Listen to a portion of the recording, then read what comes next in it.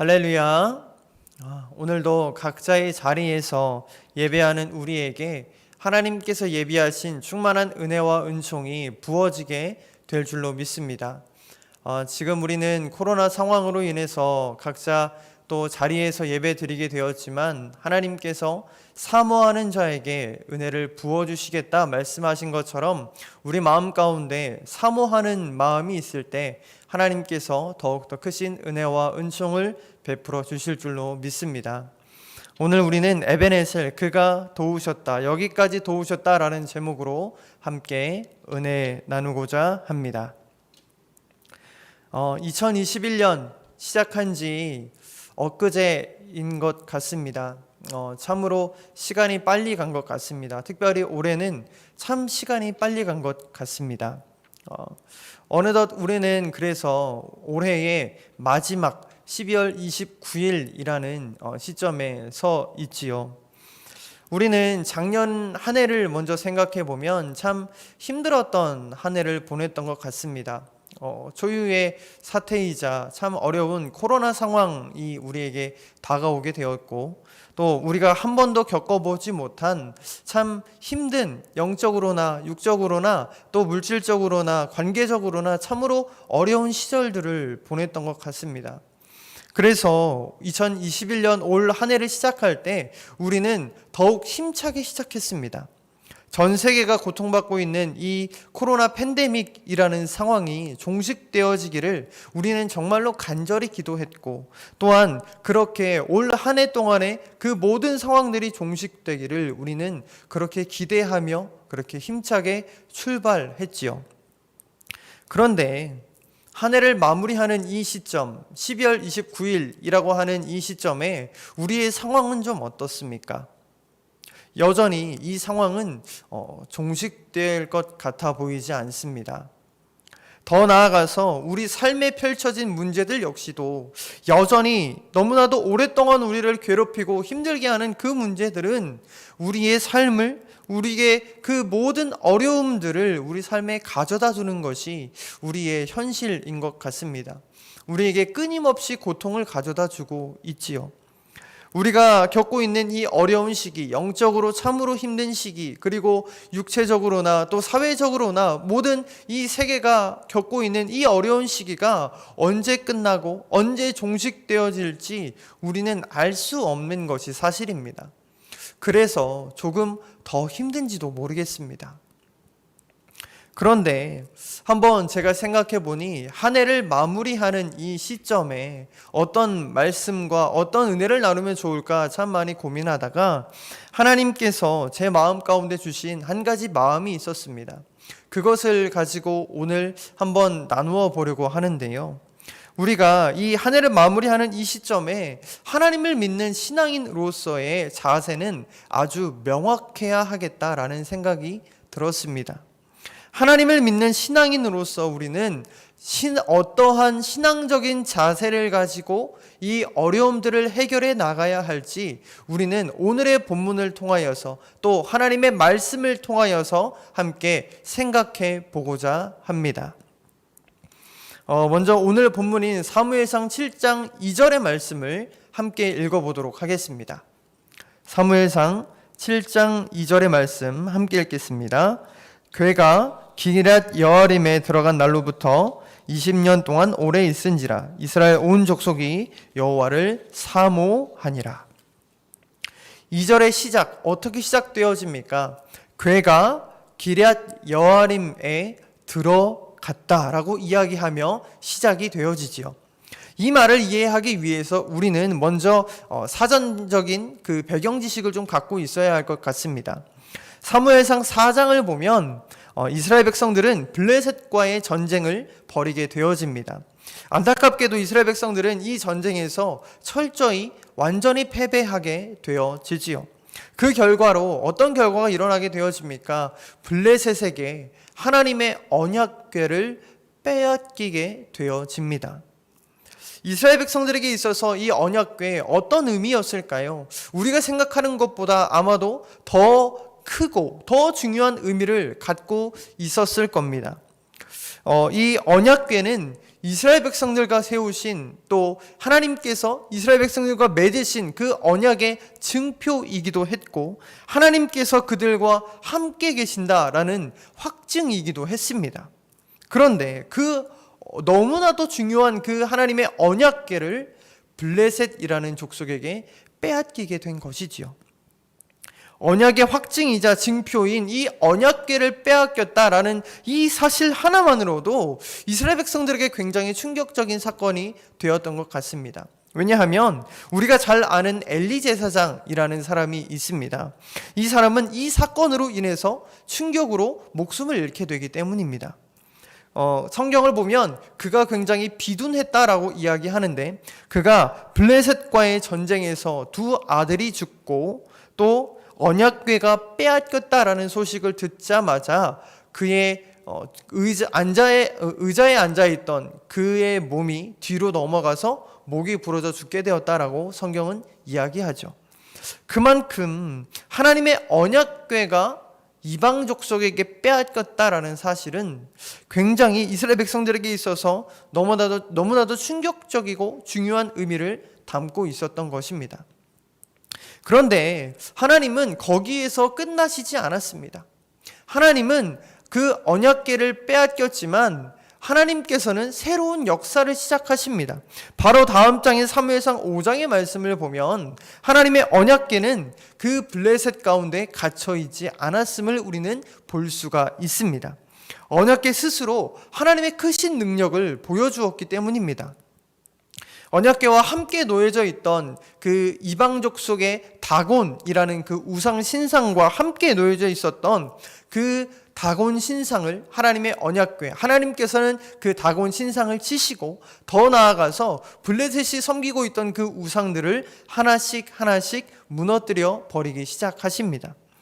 그렇게 블레셋에게 빼앗겼던 하나님의 언약궤, 그 언약궤는 하나님의 권능으로 말미암아 하나님 스스로 블레셋의 여러 우상들을 무너뜨리게 되어집니다. 이제 사무엘상 6장으로 넘어가 보면 그 언약궤는 벳세메스라는 곳으로 갔다가 기럇 여아림으로 들어오게 되어집니다. 그렇게 참 많은 우여곡절 끝에 하나님의 언약궤는 기럇 여아림에 사는 블레셋에 사는 또 그 기럇 여아림에 사는 아비나답이라는 사람의 집에 머무르게 되어지죠. 그렇게 아비나답의 집에 들어간 후에 20년이라는 세월이 지나가게 되어집니다. 블레셋의 여러 우상들을 모두 무너뜨리고 또 기럇 여아림에 사는 아비나답의 집에 머무르고 있는 하나님의 언약궤, 그것이 바로 오늘 본문의 배경입니다. 그렇다면 오늘 본문 2절의 말씀, 함께 읽었던 이 말씀을 다시 한번 읽어보도록 하겠습니다. 2절의 말씀 다시 한번 읽습니다. 시작. 궤가 기럇 여아림에 들어간 날로부터 20년 동안 오래 있은지라 이스라엘 온 족속이 여호와를 사모하니라. 20년이라는 시간, 참 너무나도 길다면 긴 시간이고 또 어떤 분들은 짧다면 짧다고 생각하는 그 시간이지만, 그 문자 그대로 20년이라는 그 시간을 받아들이게 되어지면 그냥 단순히 20년이 흘러갔구나 라고 우리가 생각할 수 있지만, 성경이 이야기하고 있는 이 20년이라는 시간은 조금 다른 의미를 갖고 있습니다. 이스라엘 백성들에게 하나님의 언약궤가 없었던 이 20년이라는 시간은 오랫동안 이스라엘 백성들이 하나님께로부터 외면당했다라는 것을 우리에게 이야기하고 있기 때문에 그렇습니다. 왜 그렇습니까? 왜 그들은 하나님께 외면당하고 20년이라는 시간 동안에 하나님의 언약궤에서 멀어진 삶을 살아가게 되었을까요? 그들이 하나님 앞에서 범죄했기 때문입니다. 앞서 생각해 본 것처럼 언약궤, 하나님께서 세우신 언약의 증표였습니다. 하나님의 사랑의 증거였고 그들에게 보이시는 하나의 확증이었습니다. 그런데 이스라엘 백성들은요, 이 하나님의 마음은 무시하고 또 하나님께서 언약궤를 주신 이유와 목적을 완전히 까맣게 잊어버린 채 언약궤를 하나의 부적으로만 여겼습니다. 사무엘상 4장에서 앞서 생각해 본 것처럼 블레셋과의 전쟁이 일어납니다. 그런데 이스라엘 백성들의 한 가지 치명적인 실수이자 치명적인 죄를 범하는데, 그것은 무엇이냐면 그 언약궤를 승리의 부적으로 삼았다라는 겁니다. 그들이 수세에 몰리게 되어집니다. 그러자 그 백성들은 언약궤를 그 진영으로 갖고 오게 되어지죠. 언약궤가 진영으로 들어왔다, 이 사실 하나만으로 이스라엘 백성들은 그 엄청나게 사기가 올라갔고, 반면에 블레셋 사람들은 사기가 완전히 떨어지게 되어졌죠. 그런데 어떤 결과가 나타났습니까? 그들은 철저히 패배했습니다.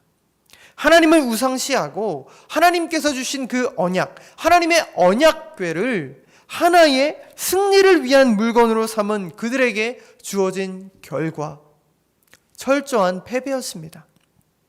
그리고 그 결과로 언약궤는 20년 동안 이스라엘 백성들의 시선에서 사라지게 되어지지요. 언약궤에 담긴 하나님의 마음은 무시하고 하나님 사랑하는 마음을 갖기보다 하나의 도구로 여긴 이스라엘 백성들에게 하나님께서는 20년이라는 그 시간 동안에 하나님의 말씀을 허락하지 않으셨고, 하나님께 예배하는 것을 허락하지 않으셨고, 하나님의 임재를 그들 가운데 허락하지 않으셨다라는 겁니다. 그러면 한번 생각해 봅시다. 이 20년이라는 세월 동안, 참으로 길다면 길고 짧다면 짧은 그 세월 동안 그 언약궤를 잃어버린 이스라엘 백성들의 마음은 좀 어떠했을까요? 어쩌면 이 마음이 오늘 우리의 마음과 비슷하지 않으십니까? 하나님을 도구로 삼고, 어쩌면 우리 자신 역시도 하나님을 도구로 삼고 하나님께서 주신 그 말씀과 언약을 잊어버린 채, 하나님 마음은 모두 무시해버린 채 하나님의 언약과 하나님의 말씀과 하나님을 그냥 하나의 우리 삶의 도구로 삼고 승리를 위한 도구로 우리는 삼고 있지는 않은지요. 그래서 이스라엘 백성들은 이 20년이라는 세월 동안 자신들의 그 철저한 죄악을 돌아보는 시간을 가졌을 겁니다.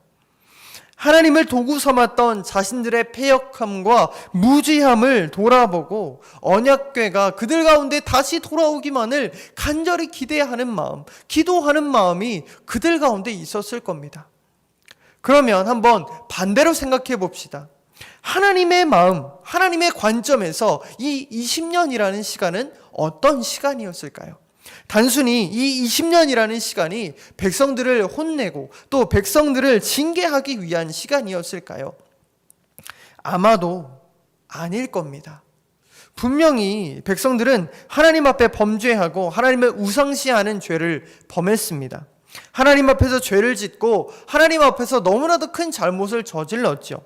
그러나 하나님의 관점에서 이 20년이라는 시간을 보게 되어지면 결과적으로 하나님께서 범죄한 이스라엘 백성들, 그들을 깨끗하게 하시기 위한 시간이었음을 우리는 알 수가 있습니다. 패역한 그들의 마음을 옥토로 만드시는 시간이 바로 이 20년이라는 참으로 억겁 같은 시간이었다라는 것이죠. 우리가 그 사실을 어떻게 알 수 있습니까? 어떻게 해야 하나님께서 이스라엘 백성들에게 그 마음을 주셨다라는 것을 알 수가 있습니까? 이스라엘 모든 백성들의 마음 가운데 여호와 하나님을 사모하는 마음이 생겼기 때문에 그렇습니다. 2절의 말씀을 다시 한번 보면 이스라엘 온 족속이 여호와를 사모하니라 라고 말씀합니다. 이 하나님을 여호와를 사모하니라 이 단어의 원어적 의미를 살펴보면 그 의미가 우리에게 조금 더 와닿는데, 슬퍼하다, 애통하다, 부르짖다라는 뜻을 갖고 있습니다. 즉 이스라엘 온 족속이 이 20년이라는 기간 동안에 하나님을 사모하고 하나님을 사랑하고 하나님께서 그들 마음 가운데 정결한 마음과 옥토와 같은 마음을 주셔서 그들은 하나님 앞에 스스로의 패역함을 돌아볼 수 있는 기회를 얻게 되었다라는 것이죠. 그들 스스로가 자신들의 패역함을 돌아보고 자신들의 죄악을 돌아보고 스스로 돌이켜서 나는 죽을 인생이구나, 내가 하나님 앞에서 너무나도 큰 죄악을 저질렀구나, 스스로 그렇게 돌아볼 수 있는 시간이었다라는 겁니다. 그래서 그들은 오늘 본문을 보면 자신들을 기억해달라고 그렇게 간절히 또 간절히 부르짖고 있는 것이지요. 다시 말하면 그들이, 이스라엘 온 족속이 여호와 하나님을 사모했다라는 이 말은 그들 가운데 철저한 회개의 역사가 일어났다라는 것과도 같습니다. 그들 가운데 자리 잡고 있었던 그 죄의 자리를 털고 일어나서 다시 한번 그 죄의 자리를 떠나서 은혜의 자리 가운데 다시 한번 나아가겠다 하는 그 열망과 갈망이 이 20년이라는 세월 동안에 그들 마음 가운데 생겼다라는 것이죠. 그러면 이스라엘 백성들 구체적으로 어떤 것을 회개했습니까? 하나님보다 더 사랑했던 그들의 우상을 제거하는 모습을 보여줍니다. 3절의 말씀을 보면 사무엘은 백성들에게 이방 신들과 아스다롯을 제거하라고 명령합니다. 4절에서 이스라엘 자손들은 바알들과 아스다롯을 제거하고 여호와만 섬겼다라고 기록하죠. 바알은 가나안의 여러 우상들 중에서 가장 영향력 있는 우상이었다고 합니다. 농경사회였던 이스라엘 백성들에게 있어서 비가 굉장히 중요했고, 그래서 이 비를 관장하는 신으로 여겨졌던 바알을 백성들이 섬겼던 것이지요. 그런데 지금 이스라엘 백성들은요, 자신에게 풍요를 가져다주고 비를 가져다주고 농경사회에 있어서 너무나도 중요하게 여겼던 그 바알이라는 우상, 그 우상을 스스로 제거한 것입니다. 왜 그렇습니까? 그들의 마음이 옥토와 같이 변했기 때문입니다. 왜 그렇습니까? 그들의 마음을 철저히 하나님 앞에 내어놓고 부르짖고 하나님 앞에 철저히 회개했기 때문에 그렇습니다. 그래서 본문 6절의 말씀을 보면 그들이 미스바에 모여 물을 길어 여호와 앞에 붓고 그날 종일 금식하고 거기에서 이르되 우리가 여호와께 범죄하였나이다 하니라. 사무엘이 미스바에서 이스라엘 자손을 다스리니라. 미스바는 사사시대에 이스라엘 백성들이 또 이스라엘 지파들이 주로 모이던 참으로 중요한 장소였습니다. 역사적인 그곳에서 그들은 하나님 앞에 철저하게 회개하기 시작합니다. 6절에 보면 두 가지 상징적인 행위가 나타나는데, 하나는 물을 길어서 여호와 앞에 부었다라는 행위이고 또 다른 하나는 금식하는 일이었습니다. 여기에서 여호와 앞에 물을 부었다라는 건 내가 물을 마시지도 않고 하나님 앞에 우리의 모든 죄악을 회개하며 나아가겠습니다 라고 하는 결단의 행위였습니다. 즉 물을 마시지도 않고 음식을 먹을 뿐만 아니라 또 음식을 먹지 않을 뿐만 아니라 물을 마시지도 않았다라는 건 자신의 목숨을 모두 내어놓고 목숨을 걸고 지금 하나님 앞에 철저하게 회개하며 나아가고 있는 것이죠. 그렇게 철저히 미스바에서 회개하고 있는 그들 앞에 동일한 문제가 다가옵니다. 동일한 어려움이 다가옵니다. 블레셋 군대가 그들에게 쳐들어오는데 참으로 놀라운 것은 이스라엘 백성들의 모습과 대처 방식이 달라졌다라는 겁니다. 사무엘상 4장의 모습을 보면 똑같은 블레셋과의 전쟁이 일어납니다. 그런데 그들은 그때의 언약궤를 그들의 하나의 우상을 정말 승리의 도구로 삼는 그 죄를 저지르게 되어지죠. 그러나 오늘 본문에서 이스라엘 백성들은 전처럼 그들 스스로 나가서 싸우지 않고 사무엘에게 계속 기도를 부탁하는 모습을 보입니다. 위기에 대처하는 그들의 자세가 달라졌습니다.